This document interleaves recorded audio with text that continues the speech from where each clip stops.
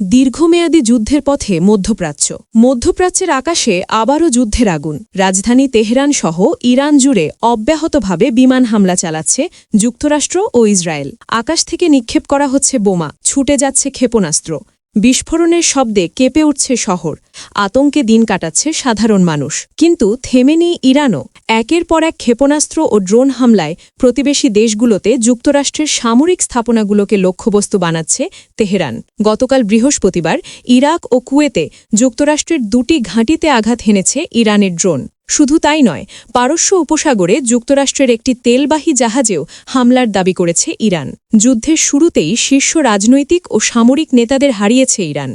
তবুও তাদের পাল্টা আঘাত যেন নতুন করে বদলে দিচ্ছে পুরো যুদ্ধের হিসাব। পরিস্থিতি এখন এমন জায়গায় পৌঁছেছে যেখানে যুক্তরাষ্ট্র দীর্ঘমেয়াদী যুদ্ধের প্রস্তুতি নিতে শুরু করেছে।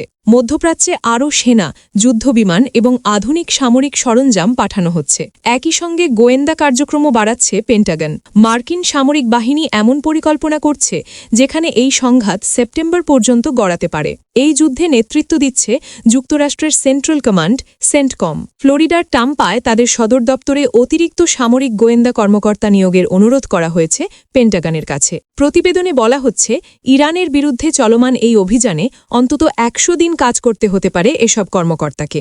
এদিকে যুক্তরাজ্যের মধ্যপ্রাচ্য বিষয়ক মন্ত্রী হেমিশ ফলকনারও সতর্ক করে বলেছেন, ইরান সংকট কয়েক দিনের নয়, এটি কয়েক সপ্তাহ এমনকি কয়েক মাস পর্যন্ত স্থায়ী হতে পারে। বিশ্লেষকেরা বলছেন, যুদ্ধক্ষেত্রে কঠিন বাস্তবতার মুখে এখন নতুন করে কৌশল সাজাতে বাধ্য হচ্ছে যুক্তরাষ্ট্র।